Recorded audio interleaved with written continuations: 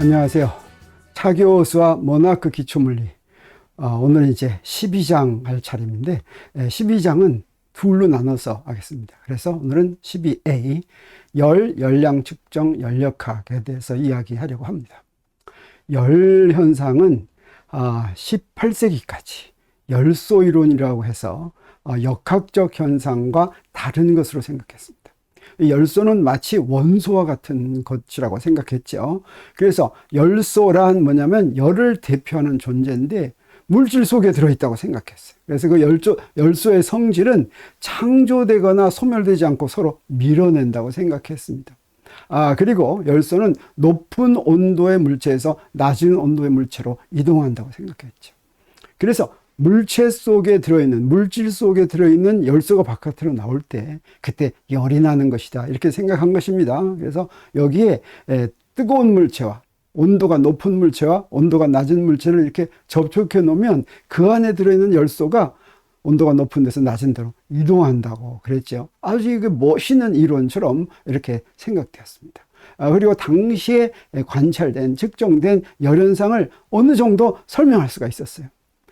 특히 18세기 열소 이론을 주장한 유명한 사람은 여러분도 잘 아는 화학에서 라부아지에, 화학의 아버지라고 하는 사람이 있죠. 그리고 물리 분야에서는 카르노 열기관을 발명한 아주 유명한 사람이었습니다.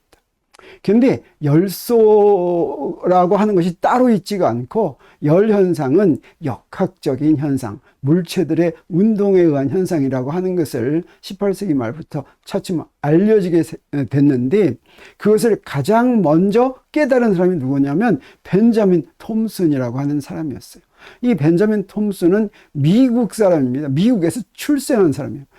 당시 이 17세기, 18세기 때 영국에서 출생해서 미국으로 간 사람들이 많은데, 이 사람은 미국에서 출생했는데 이 사람은 미국에서 영국의 편에서 싸운 사람입니다. 그래서 영국인으로 활동을 했죠. 물리학자고 발명가고 머리가 굉장히 좋은 사람이었어요.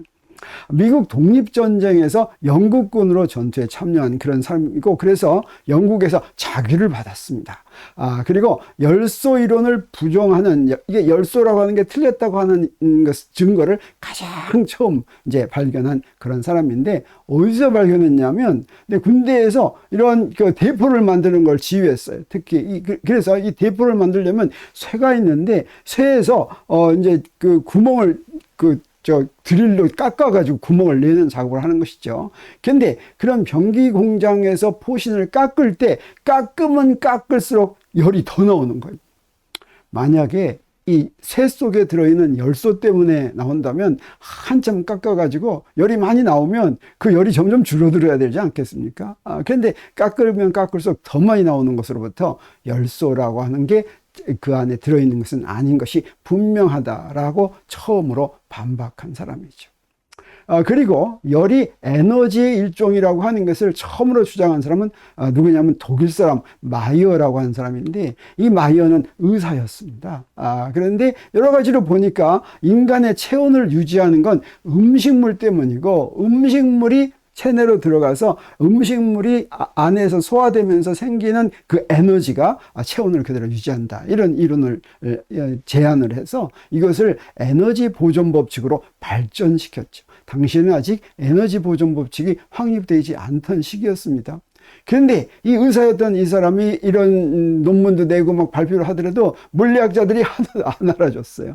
그래서 의기소침하고 우울증까지 걸렸다고 합니다. 그런데 이 열역학에 대해서 새로운 해석의 큰 대가였던 헬름홀츠가 에너지 보존 법칙을 만들면서 이 에너지 보존 법칙을 최초로 생각한 사람은 마이어다라고 하는 것을 이제 논문에서 밝혀줬습니다. 그 뒤로 마이어가 이제 좀 나이는 많았지만 이런 활동을 했다고 합니다. 그리고 열현상이 에너지와 직접적인 관계가 있다고 하는 것을 직접 실험으로 보인 사람이 누구냐면 영국 사람 제임스 줄입니다. 제임스 줄은 물리학자, 수학자고 양조업자이기도 했다고 하는데, 실험을 직접 했습니다. 그래서 실험을 해가지고 열과 일이 서로 관계가 있다고 하는 것을 보였습니다. 그래서 그의 이름 줄이 바로 우리가 사용하는 SI 단위의 1의 단위, 또 에너지 단위로 줄이 사용되고 있죠. 이게 바로 이 제임스 줄을 기념하기 위해서 그렇게 하는 것입니다. 그리고 켈빈이 영국 사람이죠. 켈빈 우리 유명하죠. 켈빈이 절대 온도가 있다라고 하는 것을 이제 이론을 만들 때 이때 같이 연구했던 그런 사람이라고 합니다. 그리고 또 줄의 법칙, 도체, 저항체를 전류가 지나갈 때 나오는 열 에너지에 대한 법칙, 이게 이제 줄의 법칙인데 이것도 줄이 만들어냈습니다. 줄이 한 실험이 어떤 것이냐면 이런 거예요. 물속에 여기에 바람개비를 집어넣고 여기에 지금 이 물체가 밑으로 떨어지죠. 물체가 밑으로 떨어지면 떨어지는 동안 위치의 포텐셜 에너지가 이제 감소하겠죠. 그러면 무엇으로 바뀌느냐면 저 물속에 들어있는 바람개비가 뺑뺑 도는 운동 에너지로 바뀝니다. 근데 뺑뺑 돌면 어떻게 되냐면 이 물의 온도가 올라갔어요. 그래서 그 물의 온도가 올라가는 것을 잘 측정하면 물의 온도가 바뀐 것으로부터 이게 열을 얼마나, 열량을 얼마나 받았는가를 측정할 수가 있죠. 그리고 여기서 밑에서 내려온 거로부터 여기서 그 물속으로 들어간 에너지가 얼마인가, 일이 얼마인가 하는 걸 계산할 수가 있죠. 이 실험에서부터 1칼로리, 당시에 열량의 단위가 열소 이론에서 열량의 단위가 칼로리였는데 이 칼로리가 우리가 운동 에너지나 일을 하는 그 단위하고 연관이 있다.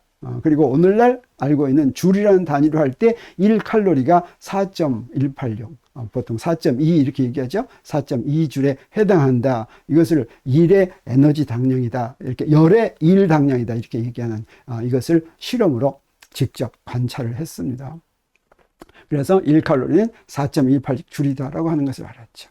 자, 그러면 열소가 아니라 무엇 때문에 물질 속에서 열이 왔다 갔다 할까? 그게 무엇일까? 나중에 이제 다 밝혀졌지만, 열이라고 하는 것은 다른 것이 아니라 어떤 물질이 있으면 그 안에 사실은 구성입자들이 움직이고 있는데, 구성입자들을 많이 포함하고 있는데, 그 구성입자들이 무질서하게 운동하는 운동에너지가 바로 이게 열에너지다라고 하는 것을 알게 되었습니다. 그것을 간단히 모형으로 설명하면 여기 이렇게 설명할 수가 있어요. 여기에 어떤 물체가 하나 있다고 하겠어요. 그 물체에는 그 안에 이제 분자들이 있죠. 또 그 구성 입자들이 있죠. 이 구성 입자들을 여기에 상자 안에 들어있는 구슬이라고 가정하겠습니다. 상자는 질량이 없다고 하겠어요. 그래서 이 물체의 질량은 오로지 이 구슬들의 질량이다 이렇게 생각하겠어요. 그럼 밑으로 떨어지면 어떻게 되냐? 밑으로 떨어지는 동안 포텐셜 에너지는 감소하고 운동 에너지는 증가하죠. 그럴 때 이때는 구슬들이 다 똑같은 속도로 떨어집니다.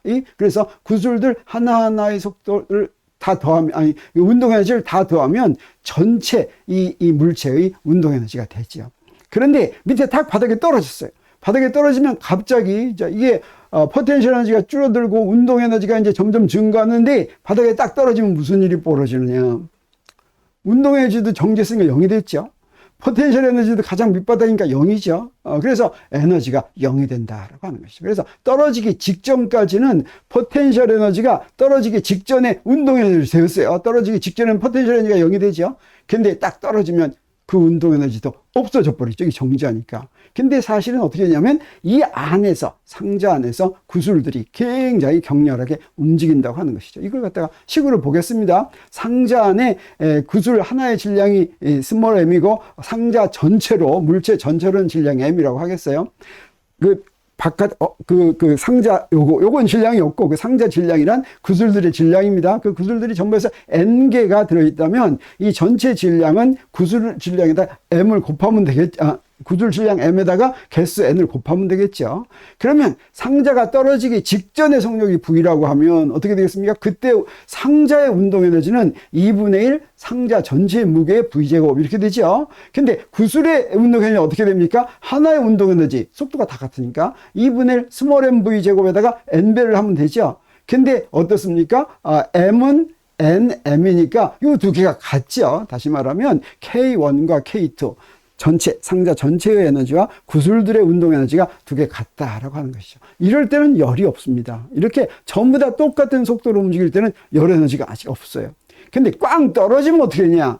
상자가 바닥에 닿은 직후에는 상자의 속력은 0이죠. 그래서 상자의 운동 에너지는 얼마입니까? 0이죠. 근데 이때 그 안에서 구슬들은 격렬하게 움직이니까 그때 운동 에너지는 각각 구슬들 하나하나, 구슬들 하나하나의 속도는 다 다르겠죠? 그걸 다 곱한 것으로 구하는 2분의 mvi 제곱, 이게 되겠습니다. 이건 0이 아니죠. 이 말은 무슨 얘기입니까? K1하고 K2가 다르죠. 이걸 갖다가 뭐라고 얘기하냐면 무질서한 운동의 운동 에너지다, 이렇게 얘기합니다. 무질서한 운동의 운동 에너지는 다 더하더라도 전체는 움직이지 않아요.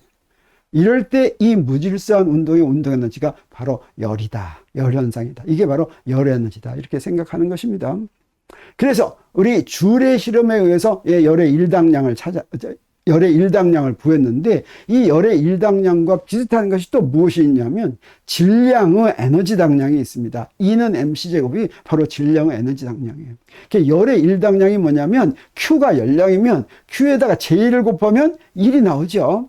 여기서 E는 mc제곱은 M도 질량도 에너지의 한 형태다라고 하는 걸 얘기하는 것이고, 질량이 M이 있으면 1kg이 있으면 그때 당량이 C제곱, 광속의 제곱이다. 그래서 1kg에다가 광속의 제곱을 곱하면 뭐가 나오냐면 그 질량의 질량 에너지가 나오는 것이죠. 그래서 9 곱하기 10의 16 줄 퍼 킬로그램이 이게 이제 질량의 에너지 당량이다. 이 질량의 에너지 당량은 아인슈타인이 특상대성 이론으로 유도했죠. 식으로 구했습니다.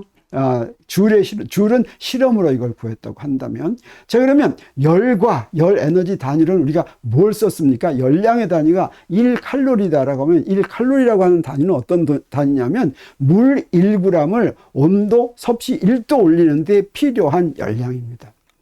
그리고 1칼로리는 무엇에 해당하냐면 줄의 단위로 표시할 것 같으면 4.186 줄이에요. 그래서 이 얘기는 무슨 얘기냐면 1칼로리를 에너지 단위로 표현하면 4.186 줄이다, 이렇게 얘기하죠. 지금 우리가 모나크의 책을 쓰고 있는데, 모나크 책에는 영미 단위가 많이 있습니다. 영미 단위에서 우리 속도 할 것 같으면 우리는 미터 퍼 세크를 쓰는데, 이 책에는 피트 퍼 세크 뭐 이런 게 나와요. 그래서 그건 내가 주로 이제 소개를 안 했었는데, 이때 열량의 단위로 사용되는 거, 이것은 우리 영미계에서는 아직도 사용하고 있어요. 이걸 뭐라고 그러냐면 BTU라고 하는데, 무엇의 약자냐면 브리티시 서멀 유닛의 약자입니다. 1BTU는 무엇에 해당하냐면, 이건 영미 단위로 해야 되겠죠. 그래서 물 1파운드가 화씨 1도 올라가는데 필요한 열량. 그리고 이때 열의 일당량은 어떻게 되냐면 1BTU는 일의 단위에 해당하냐면, 일의 단위는 여기 푸트에 파운드를 곱하면, 그러니까 길이 곱하기 힘 할 것 같으면 이제 일의 단위가 됩니다. 그때 그게 778 푸트 파운드여 가지고 1BTU는 778 푸트 파운드에 해당한다라고 하는 것입니다. 자, 그러면 이런 열 성질을, 물체의 열 성질을 표현하는데 사용되는 용어가 뭐가 있냐면 열용량이 있습니다. 열용량은 어떻게 정의된 것이냐면, 열용량은 어떤 물체의 열용량이다, 이렇게 얘기합니다. 여기 벽돌이 있으면 벽돌의 열용량, 여기에 지금 쇳덩어리가 있으면 쇳덩어리의 열용량. 그래서 그 물체의 온도를 델타 T만큼 올리는데 델타 Q만큼 이제 열량이 필요했으면 그 물체를 1도 올리는 데 필요한 열량입니다. 그래서 어떻게 구하면 되겠어요? 물체의 열용량은 델타 Q를 온도 변화량으로 나누면 되겠죠. 그래서 열용량의 단위로는 뭐가 있냐면 열량을 온도로 나눈 게 열용량의 단위가 되겠죠. 그래서 여기 줄 퍼 K, 줄 퍼 K는 이제 열량의 단위가 에너지의 단위하고 똑같으니까, 그리고 온도의 단위를 우리가 K로 표시합니다. 이게 절대 온도 단위입니다. 그래서 줄 퍼 K, 에너지를 K로 나눈 거, 이것도 열용량의 단위가 되고, 또 줄 퍼 도시, 근데 K나 C나 간격이 같아서 같은 단위입니다. 그리고 줄 대신에 칼로리를 쓸 수도 있고, 또 켈빈 대신에 절대 온도 대신에 섭씨 온도를 쓸 수 있고, 이렇게 에너지의 단위 또는 일의 단위, 열량의 단위를 온도의 단위로 나눈 거, 이게 바로 열용량의 단위다, 이렇게 이야기할 수가 있습니다. 자, 그러면 물체의 열용량이 크고 작으면 어떤 관계가 있을까? 여기 지금 이렇게 화로에다가 두 개를 이제 박아놨는데, 이 두 개가 뭐냐면 하나는 쇠막대고 하나는 나무막대입니다. 그러면 쇠막대하고 나무막대가 있으면 어떤 놈이 더 열용량이 크겠습니까? 이렇게 물어보면 쇠막대와 나무막대 중 열용량이 더 큰 게 무엇입니까? 이렇게 물어보면 무엇이라고 생각합니까? 여러분 금방 대답하려니까 뭐가 나와요? 네, 맞았습니까? 나무막대입니다. 우리가 열용량 하면 금방 열량을 많이 포함하고 있는 거가 열용량이라고 생각할지 모르는데 그렇지가 않고 아까 얘기했죠. 어떤 물체가 있으면 어떤 물체의 온도를 1도 높이는데 섭씨 1도, 이게 절대온도 1도가 같죠? 1도 높이는 데 필요한 열량이라고 그랬죠. 근데 나무를 온도 높이기가 더 쉽겠습니까? 쇠를 온도 높이기가 더 쉽겠습니까? 쇠가 금방 뜨거워지죠. 그래서 금방 뜨거워지지 않는 것이 이게 더 열용량이 크다, 이렇게 얘기할 수가 있겠습니다. 이 열용량이라고 하는 것은 물체를 1도 올리는 데 필요한 열이라면 비열이라고 하는 것도 있습니다. 비열은 어떤 물질의 비열이다, 이렇게 얘기합니다. 그래서 새로 만든 물체가 있으면 그 크기에 따라서 다 똑같은 새로 만들었더라도 열용량은 다 다릅니다. 그런데 쇠의 비열, 이건 다 똑같죠. 그래서 뭐라고 정의할 수가 있냐면 질량이 M인 물체의 온도를 델타 T만큼 올리는데 열량 델타 Q가 이제 사용이 됐다면 어때요? 이걸 어떻게 하냐면 전체 비열은 어떻게 되냐면 델타 Q를 델타 T로 나눈 게 열용량이었죠. 이걸 또 질량으로 나눕니다. 다시 말하면 열용량을 질량으로 나눈 게 바로 비열이다. 그래서 이거는 단위 질량당에 필요한 열량 1도를 올리는데, 그래서 이거는 물체가 있으면 그 물체에 따라 달라지는 게 아니라 그 물체를 만든 물질이 무엇이냐, 이건 그래서 표에서 찾아볼 수가 있습니다. 쇠의 비열, 구리의 비열, 은의 비열, 이건 찾아볼 수가 있는데 여기에 있는 어떤 물체의 열용량, 이런 건 찾아볼 수가 없죠. 네. 자, 그러면 비열의 단위는 뭐겠습니까? 아까 열용량의 단위를 질량의 단위로 나누면 되겠습니다. SI 단위로는 열량의 단위는 줄이고 SI 단위가 그 다음에 킬로그램하고 K로 나눈 게 단위인데 그 밖에 다른 것도 많이 쓸 수가 있습니다. 특히 무엇을 많이 쓰냐면 칼로리 나누기 g도 C를 많이 씁니다. 왜 그러냐면 이렇게 표시했을 때, 비열을 이렇게 표시했을 때 숫자가 작아요. 이걸 갖다 위에 걸로 표시하면 숫자가 굉장히 큽니다. 왜 그러냐면 1kg에 대한 열량이니까 숫자가 굉장히 커집니다. 이거 1g이면 숫자가 작아져요. 그래서 여러 가지 물질의 비율을 이렇게 보면 이때 칼로리 퍼 g도시 이렇게 표시할 것 같으면 물의 비율이 1로 딱 나타나고 다른 놈들도 어때요? 1과 뭐 그 사이에서 왔다 갔다 하지요. 그래서 우리 문제 몇 개를 한번 풀어보도록 하겠습니다. 자, 열량에 대한 예제로 물 10g의 온도가 80도씨에서 20도씨로 식는 동안 물에서 나온 열의 열량을 구하라. 그러면 어떻게 되겠습니까? 아까 금방 한 거 구하면 되겠죠. 그래서 물 1g이 온도 섭씨 1도 올리는 데 필요한 열량이 뭡니까? 비열이 1이니까 1칼로리죠. 그래서 여기다 간단히 어떻게 되냐면 물의 양에다가 온도 변화량에다가 1칼로리만 곱하면 되죠. 그래서 이렇게 구하면 이렇게 해서 답이 바로 600칼로리가 나오는 것을 알 수가 있겠습니다. 자, 이게 온도 변화 때문에 열이 들어갔다 나갔다 하는 것인데, 그 다음에 온도는 변하지 않고 상태가 변할 때도 열이 필요합니다. 그렇게 나타나는 게 뭐냐면 이제 먼저 기화열이 있습니다. 이거는 heat of vaporization인데 이게 액체가 전부 기체가 될 때까지 필요한 열량입니다. 이거는 액체가 기체가 될 때까지는 그때 온도가 변하지가 않아요. 물의 경우에는 100도 그대로 있으면서 물이 전부 수증기로 다 바뀔 때까지 그대로 있습니다. 열을 막 더 가하더라도. 네. 그래서 물의 기화열은 얼마냐면 잘 알려져 있죠. 그래서 100도씨에서 물 1g이 모두 100도씨의 수증기로 바뀌는데 필요한 열량인데 이게 540칼로리입니다. 그래서 이거는 그 반대로 수증기가 물로 만들려면 그 열량을 뺏어와야지 됩니다. 이 540칼로리 기화열이 그대로 수증기가 액체로, 기체가 액체로 바뀌는 건 응고한다고 그러죠. 응고할 때도 온도가 안 바뀝니다. 이때 그만큼 열을 뺏어와야 된다라고 하는 걸 우리 알 수 있습니다. 이 기화열이 있다면 액체가 기체가 되는 부분이 기화열이라면 고체가 액체가 되는 부분이 있습니다. 이걸 뭐라고 하냐면 융해열이라고 합니다. 그래서 heat of fusion이죠. 그래서 고체가 열을 받고 녹는 동안 열을 받더라도 온도가 바뀌지 않는데 고체 1g이 다 녹을 때까지 받는 열량을 융해열이다 이렇게 얘기하고, 물의 경우에는 얼마냐? 물의 융해열은 얼마냐면 80칼로리입니다. 그래서 이게 거꾸로 할 때, 그래서 물을 전부 다 고체로 얼음으로 만들 때 이거를 응고한다고 하는데 응고열도 마찬가지로 80칼로리다 이렇게 얘기할 수가 있습니다. 그리고 두 물체를 이제 접촉을 한다든가 상호작용을 해가지고 물질 A가 물질 B에 열을 주면 그러면 A가 잃은 열량과 B가 얻은 열량은 같아야만 하는데 그것은 무엇의 결과냐면 에너지 보존 법칙의 결과다 이렇게 이야기할 수가 있습니다. 그렇게 열이 이동하는 방법으로는 어떤 게 있냐면 지금까지 우리가 한 것을 정리하면 먼저 물질의 온도 변화가 있죠. 그리고 물질이 기화하거나 또는 기체가 액체가 되는 것을 응축이라고 하고 또는 그 고체가 액체가 되는 걸 융해라고 한다고 그랬죠. 그리고 액체가 고체가 되는 것을 응고라고 한다고 했는데 이때는 온도가 변하지 않으면서도 열의 교환이 있어야지만 됐죠. 그래서 그것들을 식으로 표현하기 위해서 먼저 질량은 M이라고 하고 비열은 그 물질의 비열은 C라고 하고 그 다음에 그 물질의 기화열이 HV, 그 물질의 융해열은 HF, 그리고 열을 주고받고 해서 온도 변화하는 것은 델타 T고 그 다음에 열량을 교환한 것은 델타 Q라고 한다면 이때 어떤 식을 쓸 수가 있냐면 지금까지 한 거 온도가 변했을 때 그때 교환한 열량은 어떻게 됐습니까? 무엇과 같았냐면 이게 바로 비열 정의식에서 구할 수 있는 것이죠. 열량이 흡수해서 온도가 올라가거나 또는 열량을 방출해서 온도가 내려갈 때는 그때 그 물질, 열을 내보내거나 받아들인 물질의 질량에다가 비열을 곱하고 온도 변화량 곱한 거였죠.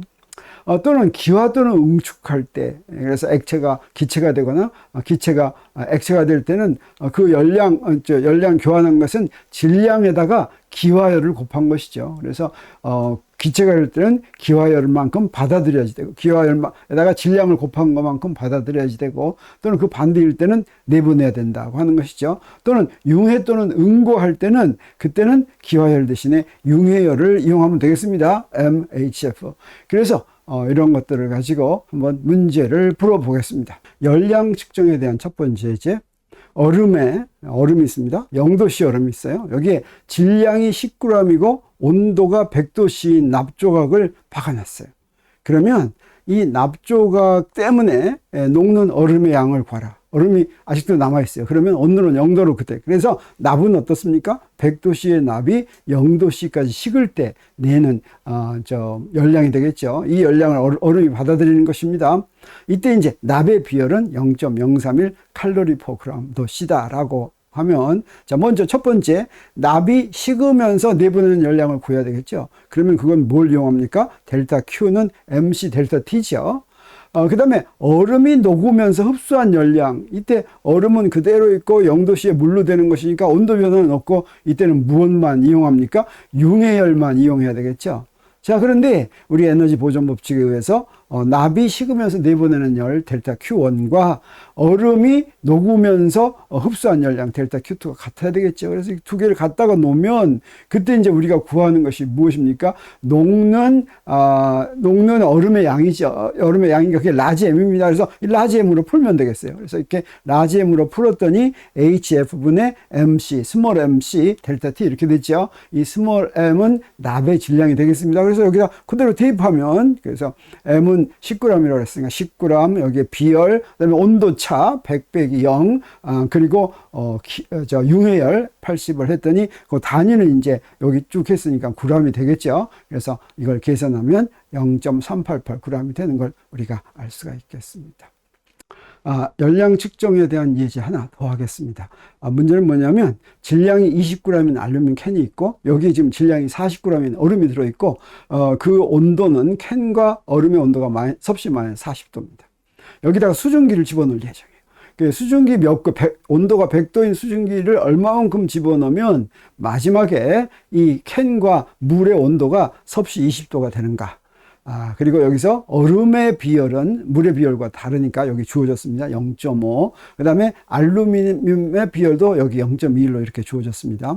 그럼 먼저 수증기가 내보내는 열량 구해야 되겠죠. 그래서 수증기가 내보내는 열량을 델타 QS라고 하면 여기 기화열에 의한 거 MHV. 그 다음에 온도 변화에 의한 거 이건 MC 델타 T가 되는데 델타 T는 얼만큼 바뀌냐면 100도에서 20도 그 차이 80도만큼 바뀌죠. 그래서 여기다 이렇게 대입했더니 했더니 요거는 M은 모르니까 620M 이렇게 됐습니다. 그 다음에 이제 뭐가 있습니까? 알루미늄 캔이 받은 열량. 알루미늄 캔은 온도만 바뀌죠. 그래서 요걸 델타 QA라고 하면 델타 QA는 알루미늄의 질량에 알루미늄의 비열의 온도 변화량 하면 되죠. 그래서 그 온도 변화량은 마이너스 40도에서 20도까지 바뀌었으니까 60도, 그 빼면 60도가 되죠. 이거 다 곱하면 얼마가 되냐면 252칼로리 이렇게 되겠습니다. 그 다음에 이제 얼음이 받은 열량, 얼음이 받은 열량, 얼음의 온도가 올라가면서 받은 거, 물로 되면서 받은 거, 그 다음에 또 온도가 올라가면서 받은 거, 여기 세 양이 되겠어요. 그래서 IHF, 이건 얼음의 양이고, 그 다음에 MICI 델타 TI, 이건 얼음의 온도 변화한 것이고, 그 다음에 MIC 델타 TL, 이거는 액체 상태에서 온도가 변화한 거. 이걸 여기다 대입하면 되겠죠. 그래서 그 값들을 전부 대입해서 계산했더니 값이 뭐냐면 4,800칼로리가 나왔는데, 자, 이것을 정리하면 자, 이렇게 되는데, 요 놈들 사이에 어떤 관계가 있느냐. 에너지가 무엇이? 수증기가 내놓은 에너지, 열량을 전부 다 무엇이 받았어요? 얼음과 알루미늄이 받았죠. 그래서 우리 에너지 보존 법칙에 의해서 무엇이 성립합니까? 델타 QS는 델타 QA 더하기 델타 QI. 이게 성립하죠. 그래서 여기서 구한 걸 그대로 대입합니다. 대입해가지고 우리 무엇을 구하는 것이 목적입니까? 질량을 구하는 것이 목적이니까 질량은 620분의 5052 하고 이제 단위는 g이 되겠죠. 그래서 8.25g이 되는 걸 우리가 알 수가 있겠습니다. 자, 이번에 이런 열들이 한 물체에서 다른 물체로 이제 옮길 때 열이 이동하는 방법은 딱 세 가지밖에 없습니다. 그래서 그 세 가지가, 첫 번째가 뭐냐면 여기 이렇게 지금 장작에서 열이 막 나오고 있어요. 그런데 여기에 지금 이 쇠막대를 이렇게 할 것 같으면 쇠막대를 통해서 열이 이동하죠. 그럴 때 그 열이 이동하는 쇠는 이동하지 않고 그 안에서 열이 이동하죠. 열소 이론이 처음에 이런 거 보고서 열이 그 안에서 이동한다고 생각한 것이죠. 그런데 사실은 그렇지가 않죠. 요렇게 이동하는 방법을. 그래서 열을 받은 물체 자체는 또는 물질 자체는 이동하지 않는데 열만 이동하는 거. 이걸 뭐라고 그러냐면 전도, 컨덕션이라고 합니다. 두 번째는 뭐냐면 두 번째는 여기에 위에서 손을 이렇게 쬐고 있으면 손에 이 뜨거운 공기가 느껴지죠. 그건 왜 그러냐면 저 불에 가까이 있던 공기가 더워지면 위로 올라갑니다. 위로 올라가지고 내 손까지 갔죠. 이걸 뭐라고 그러냐면 대류라고 하는데, 대류는 열을 받은 물질 전체가 직접 그 물질이 이동하는 겁니다. 아까는 물질은 이동하지 않았죠. 그래서 이 물질이 이동하려면 이건 어디에서 나타나냐면 액체나 기체에서만 이 현상이 나타납니다. 액체나 기체가 이동을 해서 열이 옮겨질 때 이걸 대류 컨벡션이라고 합니다. 근데 또 하나 뭐가 있냐면 여기 이런 게 있어요. 저 멀리서 있는데, 바로 위에 있지 않고 멀리서 있는데도 화끈화끈한 경우가 있습니다. 그때 공기가 이동하지 않았는데도 마치 태양 아래에 있으면 태양에서 온 열이 화끈화끈하죠. 그 사이에 뭐가 아무것도 안 왔죠. 중간에 진공이어서 아무것도 안 오는데도 열이 이동한 경우가 있습니다. 이때는 사실은 그 처음에 열을 내는 물체에서 무엇이 나와가지고 중간에 순수한 에너지가 이동한 다음에 그 순수한 에너지가 받는 물체에 흡수돼서 그게 또 더워져서 그 열을 발생시킨 것인데, 이걸 뭐라고 부르냐면 복사라고 합니다. 이게 바로 레디에이션인데, 이게 바로 전자기파예요. 사실은 이 전자기파에 의해서 열이 이동하는 거. 중간에 아무것도 없죠. 전자기파는 질량이 이동하는 게 아닙니다. 이거를 복사다. 그래서 열이 이동하는 세 가지 방법은 대류, 전도, 복사, 이렇게 세 가지가 있는데, 이 중에서 우리가 연습을 한번 해보겠습니다. 뭘 연습하냐면 전도에 의해서 열이 전달될 때는 어떻게 계산하는가. 그래서 여기에 온도가 다른 두 물체가 이렇게 있습니다. 그래서 하나는 T1이고 T2고 T1이 더 높다고 하겠어요. 거기에 여기에 쇠막대 같은 걸 하나 이렇게 연결했어요. 그 쇠막대의 길이는 L이고 단면의 넓이가 A일 때, 그럴 때 시간 t 동안에 이 쇠막대를 통해서 온도 다른 데를 연결하면 온도 높은 데서 온도 낮은 데로 무엇에 의해서? 전도에 의해서 열량이 이동합니다. 그때 이동한 열량은 어떻게 주어지냐면 이게 온도 차이의 비례예요. 그래서 T1 빼기 T2. 그 다음에 단면적의 넓이의 비례예요. 단면이 넓을수록 더 많은 열이 이동합니다. 그 다음에 시간 오래 가면 더 많이 이동해요. 이게 시간의 비례예요. 단 무엇에 반비례하냐면 길이의 반비례예요. 너무 멀면 조금 가겠죠. 그래서 그 비례 상수를 여기다 타우라고 넣었는데, 이 타우는 바로 뭐냐면 열 전도율이라고 하는데, 이것도 그 물질마다 성질을 갖고 있어요. 그래서 쇠의 열 전도율은 얼마다, 구리의 열 전도율은 얼마다, 이렇게 주어졌습니다. 식이 간단하죠. 온도 변화가 차이가 많으면 온도 변화가 2배가 되면 열이 2배로 많이 가겠죠. 그 다음에 단면적이 넓을수록 더 많이 가겠죠. 다 이런데 그냥 비례해요. 시간 오래 가면 더 많이 가겠죠. 여기 비례해요. 단 길이는 멀면 조금 가겠죠. 여긴 반비례한다. 여기 비례상수가 타우가 있다고 하는 것이죠. 그러면 이것도 한번 예시를 한번 보겠어요. 그래서 길이가 50cm이고 단면의 넓이가 1제곱cm인 그런 알루미늄 막대가 있는데, 한쪽 끝은 끓는 물에 다른 쪽 끝은 얼음에 연결되어 있을 때 1분 동안 녹는 얼음의 양을 구하라라고 했습니다. 그리고 알루미늄의 열 전도율이 여기 주어졌어요. 0.5 칼로리 per cm. 그 다음에 S, 초입니다. 센티미터, 시간, 초의 단위죠. 그 다음에 도시, 이렇게 됐습니다. 그러면 우리 어떤 식을 이용합니까? 아까 주어진 이 식을 이용하는 거죠. 이 주어진 식에다가 다 대입합니다. 온도 차이는 100에서 0 뺀 거고, 그 다음에 넓이는 1제곱센티미터로 주어졌죠. 그 다음에 시간은 1분이라고 했으니까 60초 집어넣고, 그 다음에 여기에 L은 50cm 집어넣습니다. 자, 여기 60초 이렇게 집어넣는 것이 열 전도율의 단위가 초로 되어 있죠. 그래서 여기도 초로 이렇게 대입하면 좋겠어요. 그래서 이거 다 계산하니까 60칼로리가 나왔습니다. Q는 이만큼 받았는데, 이게 바로 무엇에 이용되겠습니까? 얼음이 녹는 융해열에 이용이 되겠죠. 그래서 융해열로 이용되니까 녹은 얼음이 질량이 M이면 거기다가 융해열을 곱한 게 되겠죠. 그래서 델타 Q는 MHF인데, 아까 전달된 60칼로리가 바로 이 델타 Q에 해당하죠. 그래서 이거 가지고 질량 M을 구하면 되겠어요. 그래서 이 질량 M은 뭐가 돼요? HF, 융해열분의 델타 Q, 아까 구한 60칼로리죠. 그래서 했더니 질량 얼마가 나왔냐면 0.75g 이렇게 나온 걸 알 수가 있죠.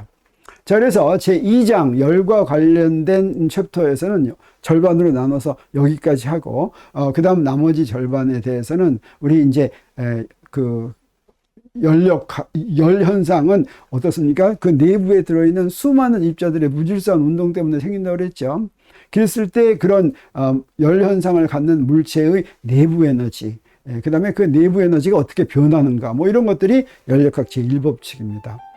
그리고 또 열역학에는 제2법칙도 있고, 자, 이런 것들에 의해서 다음 시간에 공부하려고 합니다. 자, 오늘은 여기까지 하겠습니다.